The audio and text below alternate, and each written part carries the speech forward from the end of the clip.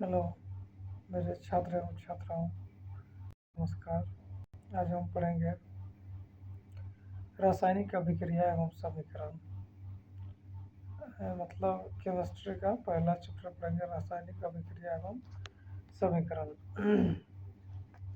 जिसमें पहला है टॉपिक, रासायनिक अभिक्रिया किसे कहते हैं।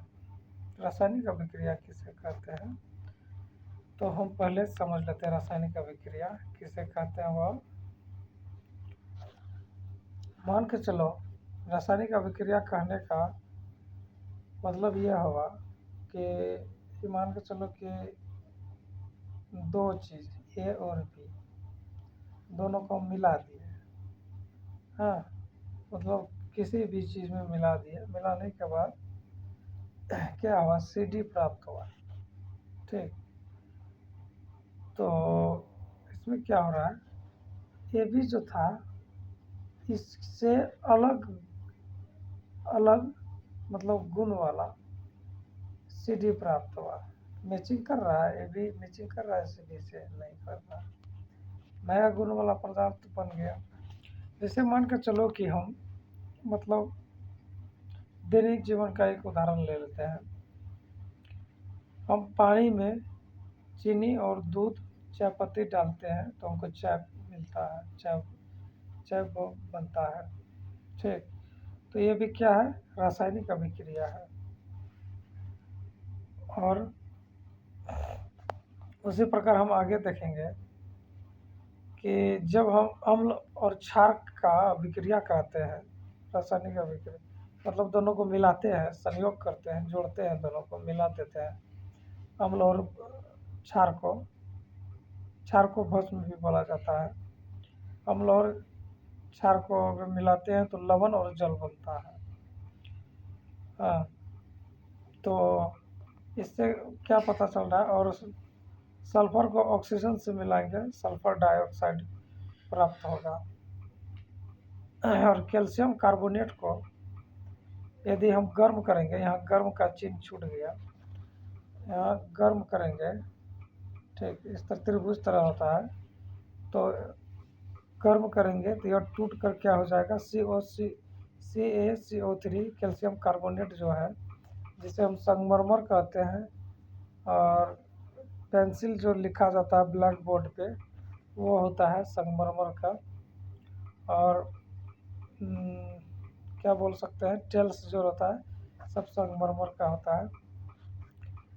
और उस मतलब कैल्शियम कार्बोनेट को, यदि कैल्शियम कार्बोनेट को हम गर्म करें तो हमको कैल्शियम ऑक्साइड और कार्बन डाइऑक्साइड बनता है, प्राप्त होता है। तो कैल्शियम ऑक्साइड को शुष्क चूना कहते हैं। शुष्क चूना से नाम से जाना जाता है।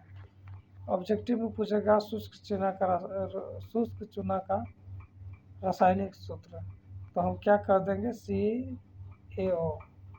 और कैल्शियम कार्बोनेट का CO3, संगमरमर का CaCO3, पेंसिल का CaCO3 मतलब कैल्शियम कार्बोनेट, कार्बन डाइऑक्साइड। यदि जिंक को H2SO4 से अभिक्रिया कराएंगे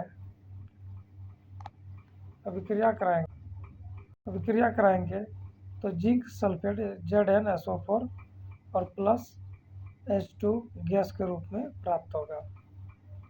फिर से समझो, यदि जिंक को हाइड्रोजन सल्फेट से H2SO4 से अभिक्रिया कराएंगे तो क्या प्राप्त होगा, जिंक सल्फेट और हाइड्रोजन गैस बनेगा। गैस का सिंबल होता है, ये गैस का सिंबल होता है इस तरह का, ऐसा लगा रहेगा तो समझ जाना यह गैस है। ठीक, तो चलते हैं आगे समझते हैं। तो हम क्या बताएं कि अभी देखें, दो पदार्थ क्या हुआ, संयोग किया। जैसे दो पदार्थ संयोग किया, AB और CD बन गया, एक नया गुण वाला पदार्थ। यहाँ पे हम देखें कैल्शियम कार्बोनेट जो था या सिंगल यौगिक था, हाँ, या अभिक्रिया किया मतलब इसको हम गर्म किए, हाँ, तो दो पदार्थ में बदल गया। ठीक, दो पदार्थ में बदल गया, तो परिभाषा उसी पे है। जब कोई पदार्थ अकेले या अन्य किसी पदार्थ के साथ संयोग करके नए गुण वाले पदार्थ का निर्माण करे तो उसे रासायनिक अभिक्रिया कहते हैं। ठीक, इस तरह से लिख देंगे। पूछा गया अगर एग्जाम में रासायनिक अभिक्रिया किसे कहते हैं, तो ये पूरे परिभाषा लिख देना है और एक ऑब्जेक्टिव एक रिएक्शन दे देना है। ठीक, इसमें हम सब तो संतुलित है, कैल्शियम बाइकार्बोनेट, ठीक है, सब संतुलित है इसमें, संतुलित समीकरण है। इस तरह का लिख देंगे एक समीकरण। और यहाँ अम्ल और क्षार तुम लोग को समझ में नहीं आता होगा, अम्ल और क्षार क्या होता है। अम्ल जो होता है ऐसा यौगिक होता है जो स्वाद में खट्टा होता है, और क्षार ऐसा पदार्थ होता है जो स्वाद में क्या होता है, कड़वा होता है, और लवण ऐसा पदार्थ होता है जो स्वाद में नमकीन होता है।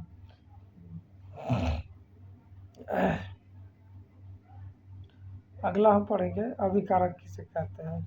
रासायनिक अभिक्रिया में जो भी पदार्थ भाग लेता है ना उसको अभिकारक कह देते हैं। तो देखो यहाँ रासायनिक अभिक्रिया में जो मतलब तीर के बाईं ओर का जो जितना भी पदार्थ है, हाइड्रोजन हो गया, ऑक्सीजन हो गया, ये दोनों क्या हो गया, अभिकारक हो गया। और ये दोनों संयोग करके जो बना है H2O मतलब जल जो बना है वह क्या हो गया, वह प्रतिफल हो गया। अब यहाँ आगे देखेंगे प्रतिफल किसे कहते हैं। प्रतिफल किसे कहेंगे, प्रतिफल रासायनिक अभिक्रिया के फलस्वरूप प्राप्त पदार्थ को क्या कहते हैं, प्रतिफल कहते हैं। यह रासायनिक अभिक्रिया के प्राप्त जो फलस्वरूप जो प्राप्त हुआ उसको क्या बोलेंगे, प्रतिफल बोलेंगे। ठीक, चलते हैं आगे। रासायनिक समीकरण किसे कहते हैं, रासायनिक समीकरण किसे कहते हैं। रासायनिक अभिक्रिया में भाग लेने वाले जो पदार्थों का, मान के चलो कि यहाँ रासायनिक अभिक्रिया में जो कोई भी पदार्थ भाग लिया तो उसको छोटा रूप में लिखने के लिए, हाँ, संकेत सूत्रों की सहायता से प्रदर्शित करते हैं। मतलब समझो, रासायनिक अभिक्रिया में जो भी पदार्थ भाग लेता है तो उस पदार्थ को छोटा रूप में लिखने के लिए उसके जो संकेत एवं सूत्र को जो लिख कर प्रदर्शित किया जाता है उसी को क्या बोला जाता है, रासायनिक समीकरण कहा जाता है। जैसे मान के चलो कि यहाँ क्या लिखा है, शब्द में लिखा है जिंक और सल्फ्यूरिक अम्ल। जिंक और सल्फ्यूरिक अम्ल है, तो और उससे दोनों रिएक्शन करके बना क्या, जिंक सल्फेट और हाइड्रोजन बना, हाइड्रोजन गैस बना। तो इसको लिखने में जो बहुत बड़ा हो रहा था तो इसको छोटा करने के लिए हम Zn zinc H2SO4 hydrogen sulphate और जिंक सल्फेट ZnSO4 और H2O हाइड्रोजन H2 हाइड्रोजन, तो इसको मतलब इसको पूरे को संकेत एवं सूत्रों की सहायता से हम क्या कर दिए, संक्षिप्त कर दिए, मतलब छोटा कर दिए। इसी को क्या बोला गया, रासायनिक समीकरण कहा गया है। तो यहाँ बोलेंगे रासायनिक अभिक्रिया में भाग लेने वाले पदार्थों को शब्द में न लिखकर संकेत एवं सूत्रों की सहायता से संक्षिप्त निरूपण कराया जाता है तो उसे रासायनिक समीकरण कहते हैं। तो इस तरह का लिख देंगे परिभाषा और एक एग्जाम्पल इस तरह का हिंदी और संकेत में, शब्द और संकेत दोनों में लिख देंगे, पूरा नंबर आ जाएगा। अब रासायनिक समीकरण के प्रकार, रासायनिक समीकरण अगर देखेंगे तो NCERT में 3 प्रकार का होता है और भारतीय वन में 2 प्रकार का दिया गया है। मुख्य रूप से 3 प्रकार का होता है, एक होता है शब्द समीकरण और दूसरा होता है असंतुलित समीकरण और तीसरा होता है संतुलित समीकरण। शब्द समीकरण किसे कहते हैं? तो ध्यान देना, रासायनिक अभिक्रिया में अभिकारक एवं प्रतिफल के पदार्थों को शब्द में लिखा हो उसे शब्द समीकरण करते हैं। पदार्थ शब्द में लिखा हो जैसे मान के चलो रासायनिक अभिक्रिया में जो भी पदार्थ भाग लिया उसको शब्द में लिखा गया है तो उसे शब्द समीकरण बोल देंगे। और जिस रासायनिक अभिक्रिया में अगला संतुलित रासायनिक समीकरण, असंतुलित रासायनिक समीकरण, असंतुलित रासायनिक समीकरण को कंकाली समीकरण या ढांचा समीकरण भी कहा जाता है। तो ध्यान रखना, याद पूछ दिया ढांचा समीकरण किसे कहते हैं तो असंतुलित समीकरण का परिभाषा और एग्जाम्पल लिख देंगे। कंकाली समीकरण बोला तो असंतुलित समीकरण का परिभाषा और उसका एग्जाम्पल लिख लेंगे। ठीक, तो चलते हैं। असंतुलित रासायनिक समीकरण किसे कहेंगे कि ऐसा रासायनिक समीकरण जिसमें अभिकारक और प्रतिफल अभिकारक एवं प्रतिफल के या के लिख लेना कि परमाणुओं एवं अणुओं की संख्या असमान हो। कैसा हो? असमान हो। परमाणु एवं अणुओं की समान संख्या क्या हो? असमान हो। जैसे कि यहाँ एक समीकरण लिखा गया है जिसमें देखो हाइड्रोजन कितना है? 2 है और इसमें हाइड्रोजन कितना है? हाइड्रोजन कितना है? हाइड्रोजन 2 है। चलो ठीक है। ऑक्सीजन कितना है? ऑक्सीजन कितना है? 2 है और यहाँ ऑक्सीजन कितना है? 1 है। तो क्या हुआ कि हम क्या बोले, परमाणु एवं अणु की संख्या क्या हो? असमान हो। ठीक, तो असमान हो गया। ऑक्सीजन 2 था, इधर 1 है तो असमान हो गया। तो यह क्या होगा? असंतुलित समीकरण हो जाएगा। तो हम चलते हैं आगे की ओर। तीसरा है कि संतुलित समीकरण ऐसा समीकरण जिसमें अभिकारक एवं प्रतिफल के प्रत्येक परमाणु एवं अणुओं की संख्या क्या हो? समान हो। संतुलित रासायनिक समीकरण कहेंगे। जैसे कि यहाँ ध्यान दो हाइड्रोजन 2, हाइड्रोजन 4, हाइड्रोजन 4 ध्यान से देखना। और ऑक्सीजन 2, हाइड्रोजन 4 कैसे है? 2 हाइड्रोजन तो 2 है यहाँ पे लेकिन 2 से गुना है तो 4 हो गया। ठीक, हालांकि हम इसको यहाँ नहीं लिखते, यहाँ संतुलित करने के लिए भी यही में सिखा देते हैं। यहाँ पे हमको नहीं लिखना चाहिए था। हम क्या बोले? ऐसा रासायनिक समीकरण परिभाषा क्या बोले थे? ऐसा रासायनिक समीकरण जिसमें अभिकारक एवं प्रतिफल के परमाणु एवं अणुओं की संख्या क्या हो? समान हो, उससे संतुलित रासायनिक समीकरण कहते हैं। तो इसमें हम ध्यान देंगे कि समान किस तरह से है दोनों में। जैसे हाइड्रोजन 2 है, मान के चलो यहाँ 2 नहीं लिखा है तब, और हाइड्रोजन 2 है। चलो हाइड्रोजन सही है। ऑक्सीजन कितना है? 2 है और यहाँ ऑक्सीजन 1 है। तो इसको संतुलित करना है। यह असंतुलित है। एग्जाम में पूछ देगा कि जो समीकरण असंतुलित समीकरण को संतुलित करे, या 4-5 को दे देगा, बोलेगा इसको रिएक्शन दे देगा, बोलेगा इसको संतुलित करे। तो यहाँ 2 नहीं होना चाहिए, मतलब हाँ। तो H2O क्या किसका सूत्र है? जल का सूत्र है। तो यहाँ ध्यान दो कितना कर देंगे हम इसको संतुलित करने के लिए। तो यहाँ ऑक्सीजन जो है, ऑक्सीजन यहाँ ऑक्सीजन 2 है तो यहाँ 2 दे देंगे तो ऑक्सीजन 2 हो गया। लेकिन बढ़ क्या गया? बढ़ गया हाइड्रोजन। 2 हाइड्रोजन था, 2 से गुना कर दिए तो 4 हाइड्रोजन हो गया। तो यहाँ 2 से गुना कर देंगे हाइड्रोजन में तो 4 हो जाएगा, संतुलित हो जाएगा। ठीक है, आगे चलते हैं। जिंक किससे अभिक्रिया किया? हाइड्रोजन सल्फेट से। तो जिंक सल्फेट और प्लस हाइड्रोजन गैस बना। इसमें ध्यान देना हम इसमें यह संतुलित करने के लिए भी इसमें 10 मतलब एग्जाम्पल लिया है और इसमें समीकरण संतुलित करने के लिए भी इसी में हम सिखाएंगे। कितना है? हाइड्रोजन 1 है, हाइड्रोजन 1। ठीक, एक बोल रहा है हाइड्रोजन, जिंक 1, हाइड्रोजन 2 या हाइड्रोजन 2। चलो सब सही है। सल्फेट कितना है? सल्फेट है 4 और यहाँ भी सल्फेट 4 है। चलो यह समीकरण संतुलित ही है। आगे चलते हैं। अब आगे देखो क्या है। आगे हाइड्रोजन 2, क्लोरीन 2, और हाइड्रोजन एक क्लोरीन एक, 2 से गुना कर देंगे दोनों मतलब हाइड्रोजन भी 2 क्लोरीन भी 2 हो गया। हाँ आगे आगे ध्यान दो। मैग्नीस मैग्नीशियम कितना है?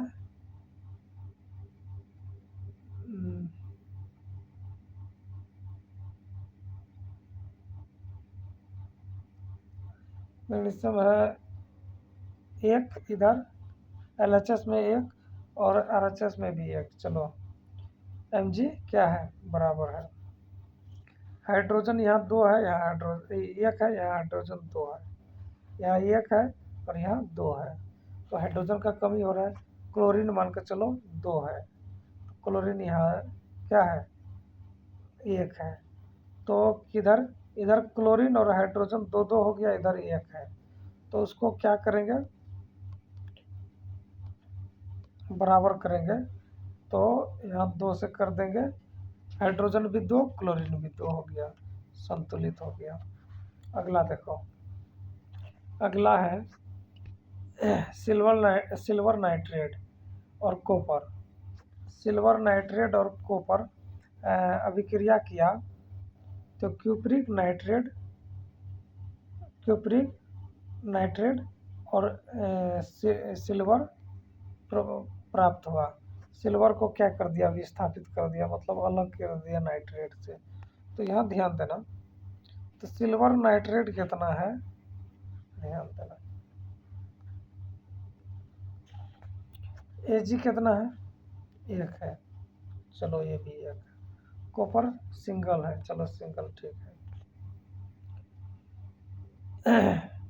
नाइट्रोजन कितना है इसमें? इसमें नाइट्रोजन 2 है। कितना है? नाइट्रोजन 2 है। कैसे 2 है? तो नाइट्रोजन का होल 2 लगा है, 2 हो गया, और ऑक्सीजन 3 है। ऑक्सीजन कितना है? 3 है। नाइट्रोजन 2 तो इधर एक ही है LHS में। RHS में कितना है? नाइट्रोजन 2 है, और ऑक्सीजन कितना है? 6 है। ऑक्सीजन कितना है? 6 है। कैसे 6 है? तो देखो, ऑक्सीजन 3 और 2 से होल 2 है, 3 दूना 6, 3 दूना कितना हो गया? 6। तो यहाँ मान के चलो, यदि हम यहाँ 2 से गुना कर देते हैं, सोडियम 2 हो जाता है। सॉरी, कहाँ चले गए? यहाँ नहीं, यहाँ यहाँ अगर इसमें 2 से गुना कर देते हैं तो क्या हो रहा है? नाइट्रोजन तो 2 हो गया, हाँ, लेकिन ऑक्सीजन कितना हो गया? 3 दूना 6 हो गया, तो बराबर हो गया। अब बढ़ गया क्या? सिल्वर बढ़ गया, तो इसमें 2 से गुना कर दिए। सिल्वर कितना बढ़ गया था? 2, 2 से गुना कर दिया, ये भी बराबर हो गया। अब देखो सब बराबर है, संतुलित कर दिए। अगला क्या है?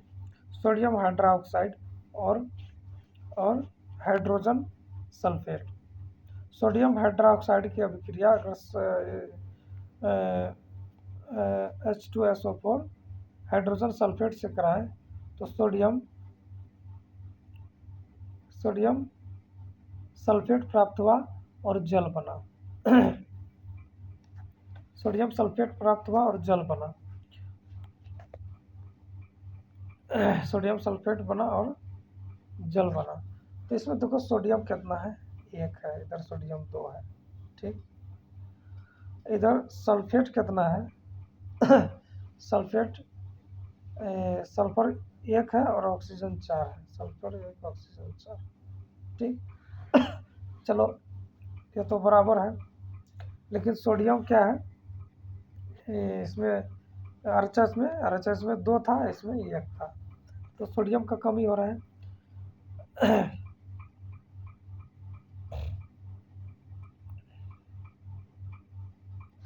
हाइड्रोजन इधर 2 और इधर हाइड्रोजन कितना?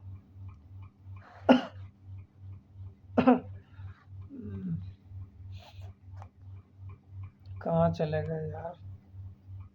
सोडियम और हाइड्रोक्साइड से जल बन गया, ऑक्सीजन सल्फेट, चलो ठीक है, इधर हाइड्रोजन कितना 2, इधर भी 2, ठीक। हाइड्रोजन कितना 2, 2, ऑक्सीजन 1, ठीक है। इधर बढ़ क्या गया है, इधर बढ़ गया है सोडियम Na2। तो इधर सोडियम को 2 से गुना कर दिए, सोडियम तो क्या हो गया, सोडियम कितना हो गया 2, 2 बराबर हो गया, लेकिन बढ़ गया क्या हाइड्रोजन। हाइड्रोजन कितना हो गया, हाइड्रोजन देखो 2 तो यहाँ हो गया, हाइड्रोजन 2 से गुना किए और 2 यहाँ, 4 हाइड्रोजन हो गया। यहाँ हाइड्रोजन कितना है 2, तो 2 से गुना कर दिए, तो हाइड्रोजन तो 4 हो गया और ऑक्सीजन भी 2 हो गया। और यहाँ ऑक्सीजन जो है 2 से गुना कर दिया, ऑक्सीजन भी सेम है, ठीक है। इस तरह से करके समीकरण संतुलित कर लेना और करने के लिए सीख लेना, ठीक। अगला क्या है, अगला सल्फेट सेम था। अगला सोडियम क्लोराइड।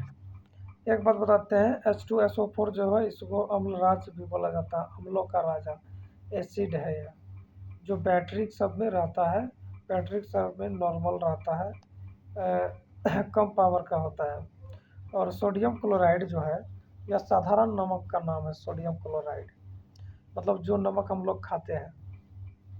सोडियम क्लोराइड और silver nitrate, sodium chloride silver nitrate से क्या बनाया, सिल्वर क्लोराइड और सोडियम नाइट्रेट बनाया, जिसमें ध्यान देना है सोडियम एक है, इधर इधर LHS में एक है, इधर भी एक है, क्लोरीन एक है, इधर भी क्लोरीन एक है, सिल्वर एक है, सिल्वर एक है, नाइट्रेट कितना है, नाइट्रेट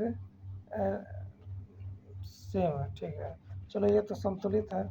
अगला देखते हैं,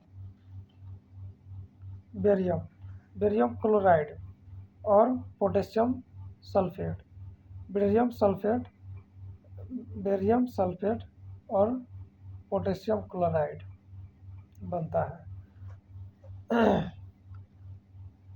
बेरियम क्लोराइड, ध्यान देना, बेरियम क्लोराइड अभिक्रिया किससे किया, पोटेशियम सल्फेट से, तो बेरियम सल्फेट बनाया और पोटेशियम क्लोराइड बनाया। हम एक वीडियो बना देंगे जिसमें बनाएंगे कि समीकरण के मतलब कैसे बनाया जाता है, मतलब और यौगिक का फॉर्मूला क्या बोल सकते हैं, केमिस्ट्री का संकेत एवं सूत्र कैसे लिखा जाता है। तो एक वीडियो बना देंगे, 15-20 मिनट लगेगा उसमें, अच्छा से बना देंगे। अभी यहाँ समझ में नहीं आएगा BaCl2 कैसे लिखा गया, बेरियम Cl2 कैसे लिखा गया है, और पोटेशियम में K2 क्यों है, पोटेशियम 2 क्यों है, सल्फेट में 4 क्यों है सल्फेट, तो यह हम उसमें बता देंगे, एक वीडियो बनाएंगे उसमें हम सारा चीज़ बता देंगे। यहाँ सब का परमाणु संख्या जितना भी संकेत है मतलब तत्व है, तत्व के परमाणु संख्या, परमाणु भार सब कुछ याद कर लेना है, अगर केमिस्ट्री में अच्छा समझ लाना है तो, केमिस्ट्री में अच्छा समझना है तो ऐसा हम जरूर करना चाहिए हमें। अब देखो पोटेशियम बेरियम का हम बोल रहे थे, बेरियम एक है LHS में और RHS में भी एक है, क्लोरीन 2 और क्लोरीन 1, अरे यहाँ तो समीकरण हम संतुलित करके लिख दिए, पोटेशियम भी 2 हो गया, इधर तो संतुलित करके हम लिख दिए मिस्टेक से, हमको नहीं लिखना चाहिए था, क्योंकि यहाँ हम समीकरण संतुलित का पढ़ रहे हैं लेकिन संतुलित नहीं करके लिखे थे, ठीक। और यहाँ हम समझा देते कि किस तरह से समीकरण संतुलित किया जाता है, क्योंकि एग्जाम में हर बार आता है। अगला है aluminium, copper chloride, copper chloride और एल्युमिनियम क्लोराइड बनेगा। हम देखो एक बात बता देते हैं, शॉर्टकट में हम बता देते हैं। एल्युमिनियम जो होता है उनके, एल्युमिनियम इसके बाह्यतम कक्षा में 3 2 1 1 2 3 बाह्यतम, जिस तत्व के बाह्यतम कक्षा में 1, 2, 3 इलेक्ट्रॉन रहेगा तो वह क्या करेगा, प्लस आयन हो जाएगा। कौन आयन होगा, प्लस आयन। हाँ, तो इसके ऊपर में प्लस आयन होगा, इसके ऊपर में तो कॉपर भी प्लस आयन देता है और क्लोरीन माइनस आयन देगा। तो प्लस आयन वाला जो होता है, यहाँ फॉस्फोरस से हम बता देते हैं, एल्युमिनियम जो है, एल्युमिनियम पे प्लस आयन होगा और कॉपर पे माइनस आयन होगा और क्लोरीन पे सॉरी कॉपर प्लस आयन होगा, क्या हमको एल्युमिनियम प्लस और कॉपर भी प्लस और क्लोरीन माइनस आयन होगा। तो क्या होता है कि प्लस आयन वाला माइनस आयन के साथ क्या करता है, संयोग कर लेता है और जो रहता है उसके साथ उसको विस्थापित कर देता है। ऐसा सब मतलब सब जगह नहीं होता है, क्रियाशील मतलब क्रियाशीलता के अनुसार काम करता है। हाँ, एल्युमिनियम कॉपर से ज़्यादा क्रियाशील है, ठीक, इसलिए कॉपर को क्या कर दिया, विस्थापित कर दिया। हाँ, तो एक तो समझ लेंगे प्लस आयन माइनस आयन वाला के साथ मतलब संयोग करेगा, प्लस आयन माइनस आयन यह इससे जाके मिल गया, ठीक।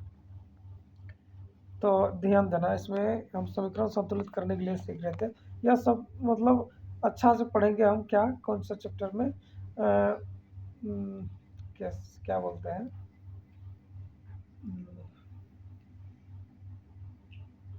तीसरा चैप्टर में बहुत अच्छा से पढ़ेंगे ये सब चीज़।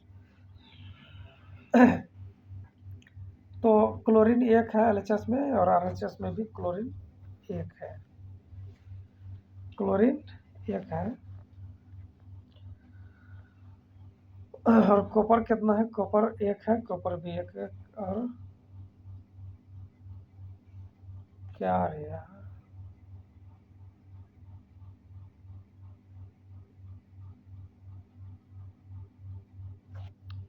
इधर मिस्टेक से हम लिख दिए, इधर तो होगा एल्युमिनियम में दो होगा, कर लेना, यह भी संतुलित है।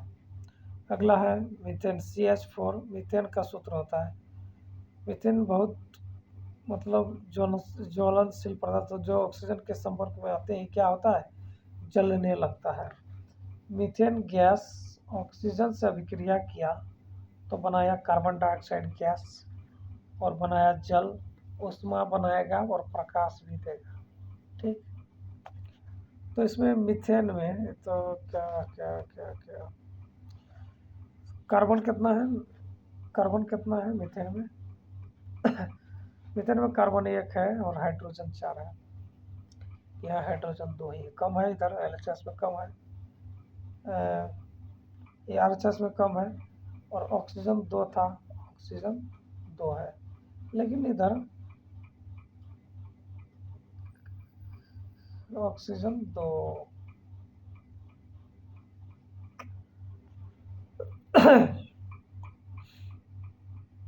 तो कार्बन तो सेम है और हाइड्रोजन कितना है, कम है, तो हम हाइड्रोजन को कर देते हैं।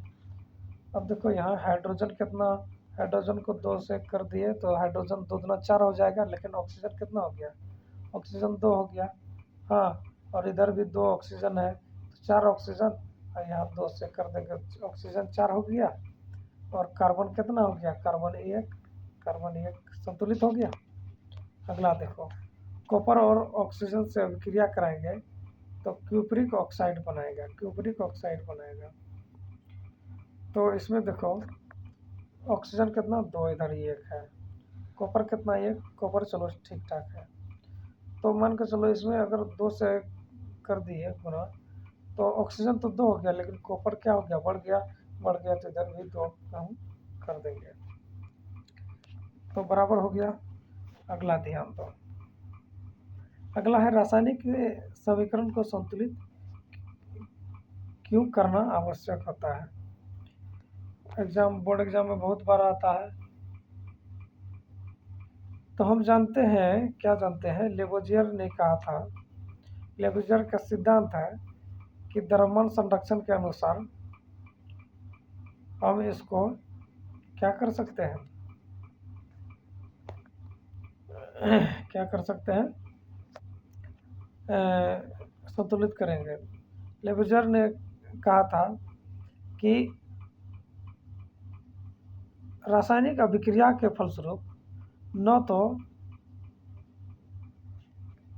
तो द्रव्यमान में क्या होता है, न तो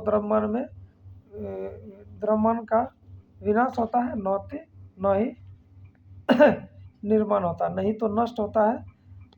रासायनिक अभिक्रिया में द्रव्यमान नहीं नष्ट होगा, नहीं निर्माण होगा। अब मान के चलो कि हम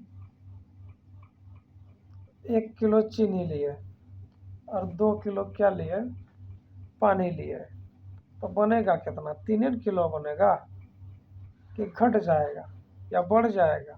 ऐसा नहीं ना होगा। तो ऐसा भी हम समझ सकते हैं। तो हम जानते हैं कि द्रव्यमान संरक्षण के अनुसार, द्रव्यमान संरक्षण का नियम किसने दिया था? लेबुजियर ने दिया था। लेबुजियर साहब ने दिया था।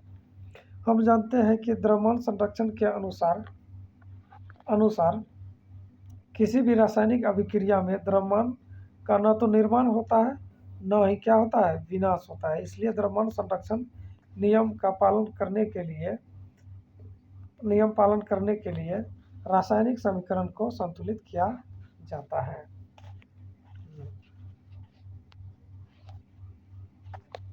चलते हैं रासायनिक समीकरण लिखने का नियम। तो रासायनिक समीकरण को किस तरह से लिखा जाता है उसका नियम देखिए।